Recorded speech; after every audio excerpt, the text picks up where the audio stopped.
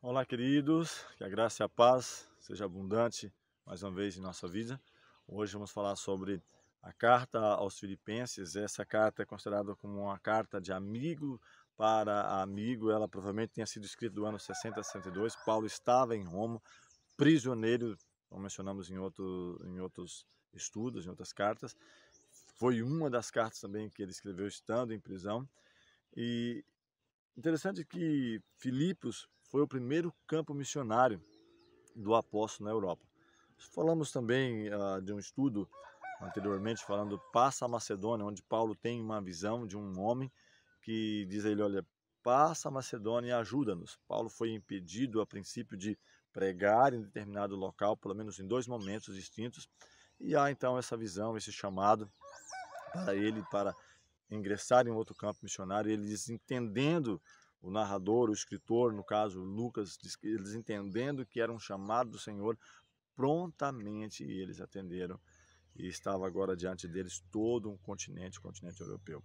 E Filipos foi o primeiro campo missionário deles ali na Macedônia, na Europa, onde eles começam, iniciam o seu trabalho. As primeiras conversões fala aqui de Lídia, de uma vendedora de púrpura, até mesmo uma reunião que eles fazem na beira de um rio, não tinha nem ainda uma sinagoga, um templo, um local físico onde eles pudessem ali, físico eu quero dizer no sentido de um salão, de um espaço para isso, para que eles pudessem pregar. E diz que no sábado ali eles reunindo com as pessoas que para ali haviam se ajuntado, algumas mulheres, eles então pregam uma palavra, um local onde achamos ter um local para a oração. Ele recebe mais uma vez perseguição, como isso é normal, né, no trabalho dele em cada cidade, se é que podemos falar que isso é normal, mas no contexto que ele vivia isso acontecia sempre, perseguições de companheiros outrora dele, quem sabe no judaísmo, o persegue, cria o tumulto, e ali ele foi preso e houve também a conversão do carcereiro de Filipos, um milagre extraordinário onde Paulo e Silas cantavam louvores à meia-noite, ao invés de estar lastimando, reclamando, estavam cantando louvores, porque entendendo que foram achados dignos de sofrer também perseguições como o próprio Cristo sofreu, e isso provavelmente tenha tocado o coração não somente do carcereiro, mas quem sabe de outros prisioneiros que ali estavam. Há um terremoto, um chacoalhar das prisões e eles são soltos.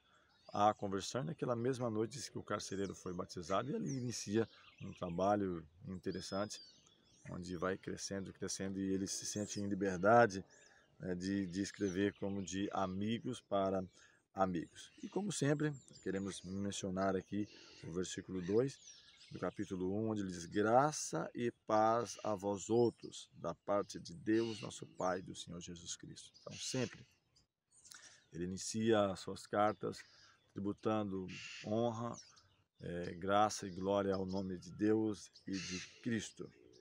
E ele, no versículo 6, ele diz assim: estou plenamente certo de que aquele que começou boa obra em vós ou em vocês há de completá-la até o dia de Cristo. Então ele sabe que aquele que começou, ele é poderoso para concluir. Ele vai fazer como uma edificação, uma construção, que você começa ali, prepara o solo, e vai dar base, o alicerce, vai construindo até fazer o acabamento completo. Ele até fala ainda assim: aliás, é justo que eu assim pense de todos vós, porque vos trago no meu coração, seja nas minhas algemas, seja na defesa, confirmação do Evangelho, pois todos sois participantes da graça de Deus para comigo. Então, por isso que ele sente a liberdade de falar de amigo para amigos, isso é magnífico. Ele diz ainda, falando sobre a sua situação, né, como apóstolo, as suas perseguições, os problemas, as adversidades que ele sofreu.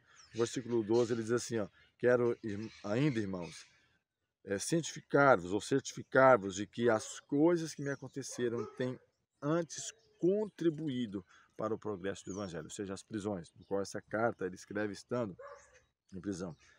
Ah, elas têm contribuído para o progresso do Evangelho, de maneira que as minhas cadeias em Cristo se tornaram conhecidas de toda a guarda pretoriana. Então, como ele consegue chamar a atenção então de Roma ou para as pessoas, os oficiais, os líderes? Como até mesmo na carta aos Romanos, ele diz que muitos da casa de César estavam aceitando a fé, até mesmo a sede do mundo, do império da época, foi alcançado.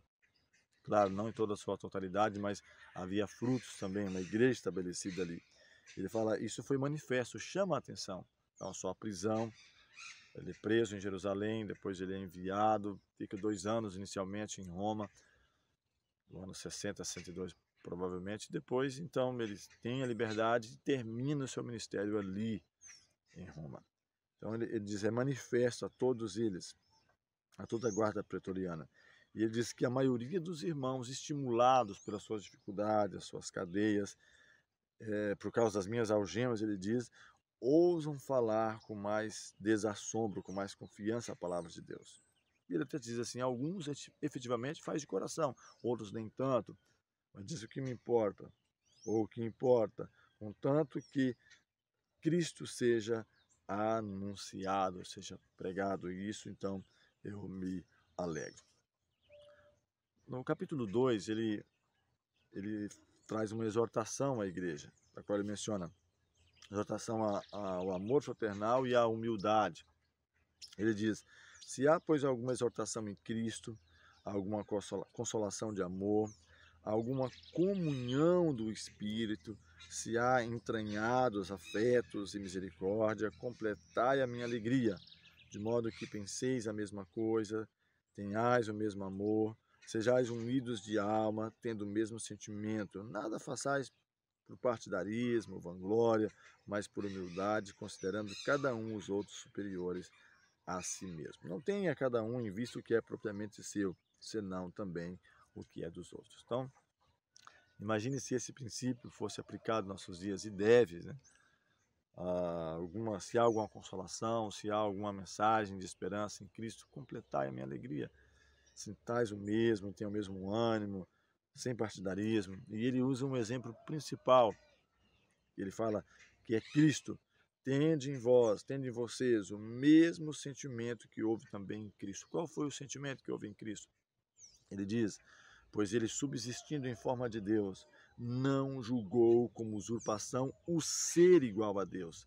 Antes a si mesmo se esvaziou, assumindo a forma de servo, tornando-se em semelhança de homens, e reconhecido em figura humana, a si mesmo se humilhou, tornando-se obediente até a morte, e não é qualquer morte, ele fala, morte de cruz.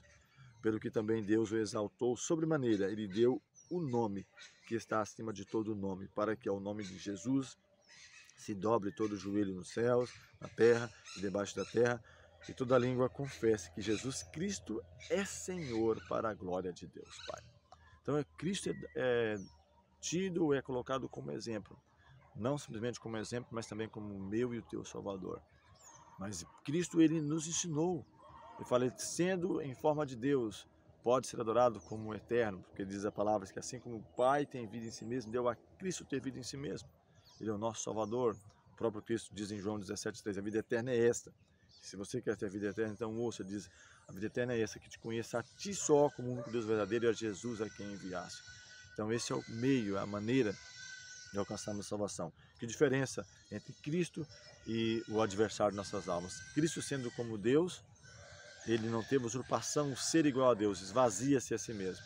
E o adversário de nossas almas, sendo uma criatura, ele quer ser adorado. Ele diz que subiria acima das mais altas nuvens e seria semelhante ao Altíssimo. Então é uma grande diferença. E Paulo aqui, ele nos conclama, ele nos desafia a seguirmos o exemplo de Cristo. Ele fala alguns pontos sobre a sua própria biografia, falando sobre aqueles que o perseguiam, que colocavam em xeque o seu ministério. Ele fala assim, olha, capítulo 3, a partir do versículo 4, bem que eu poderia confiar também na carne. Se qualquer outro pensa que pode confiar na carne, eu ainda mais. Ele fala, circuncidado ao 8º dia, da linhagem de Israel, da tribo de Benjamim, hebreu de hebreus, quanto à lei, fariseu, quanto ao zelo, perseguidor da igreja, quanto à justiça que há na lei, irrepreensível. Mas ele diz, mas aquilo que para mim era lucro, eu reputei por perda. Então, se alguém quer ter um currículo invejável, ele tinha. Hoje, quem sabe ali uma faculdade, um mestrado, doutorado, doutor em teologia, se é isso que eles precisam, eu tenho. Mas ele disse que tudo isso para mim eu deixei como perda para que eu possa conhecer Cristo. E ele fala isso, na verdade, para que eu possa conhecer o poder da sua ressurreição, a comunhão dos seus sofrimentos, conformando-me com ele na sua morte, para ver se de alguma maneira consiga alcançar a ressurreição dos mortos. Então, é o poder de Cristo manifestado em sua vida, é mais importante do que um título, do que um nome. E ele diz mais ainda no versículo 12, não que eu tenha já recebido ou que eu já tenha obtido a perfeição, mas eu prossigo para conquistar aquilo para o que também fui conquistado por Cristo, ou seja, fui conquistado por Cristo e eu continuo a minha carreira. Irmãos, quanto a mim, eu não julgo havê-lo alcançado, mas uma coisa faço, esquecendo-me das coisas que para trás ficam, avançando para aquelas que estão adiante de mim. Então, o desafio meu e seu é esquecer das coisas que para trás ficam, quem sabe nos magoam, nos chateiam, e olhar para frente, para cima, para Cristo, que é o autor e consumador da minha e da sua fé. Eu quero finalizar, é claro, você pode, deve, com tempo, folhear capítulo a capítulo dessa carta, pensamento a pensamento, e procurar beneficiar-se, não somente a você, mas também aqueles que te cercam, mandando mensagens e aplicando em nossa vida, que eu acredito que é o mais interessante. E ele fala aqui ainda, em que pensar.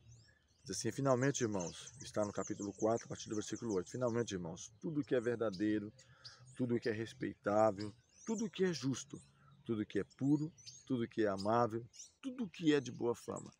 Se alguma virtude há, se algum louvor existe, seja isso que ocupe o vosso pensamento. O que também aprendestes, recebestes, ouvistes e vistes em mim, isso praticai, e o Deus da paz será convosco. Então, em que pensar? Então, o segredo para a vida vitoriosa, quem sabe, começa aí. Em que pensar? Ele fala tudo que é puro, que é amável, que é aceitável, que é de boa fama. Deve ser isso que o seu pensamento está focado. Em que eu gasto tempo? Meditando na palavra de Deus, naquilo que vai me edificar, em um louvor, cânticos espirituais, como ele escreveu na carta aos Efésios, em cânticos espirituais, em salmos. Estou triste, estou chateado com alguma coisa, eu vou procurar em um salmo, em uma mensagem, de alguém que já passou por essa dificuldade. Ele até fala, aquilo que aprendeste, que recebeste, ouvistes e vistes em mim, não só de ver, de ouvir, mas de ver na vida mesmo, na prática, o testemunho pessoal. E eles não se envergonhavam de trazer o seu testemunho pessoal, sempre falando como ele se converteu, como Cristo o alcançou. Esse é isso mais importante. E ele até mesmo fecha dizendo que sei estar humilhado, ser honrado, em todas as circunstâncias tenho experiência, tanto ter fartura como ter necessidade, tudo posso em Cristo que me fortalece. Que seja também assim em sua vida, em minha vida, de que temos a certeza de que podemos todas as coisas em Cristo que nos fortalece, que nos dá o exemplo de viver, de vencer, de honrar e glorificar o seu santo nome. Nosso próximo estudo, nossa próxima carta, na sequência, vamos trabalhar sobre a carta aos Colossenses. Que o Eterno abençoe ricamente a sua vida. Vamos orar mais uma vez. Eterno Deus, bondoso Pai, graças te damos pelo teu cuidado e proteção, pelas vitórias alcançadas. Rogamos a unção do teu Santo Espírito em nossa vida, para que no Senhor sejamos muito mais que vencedores. Dá-nos a tua paz, a tua graça, te pedimos essas bênçãos e agradecemos em nome de Jesus. Amém.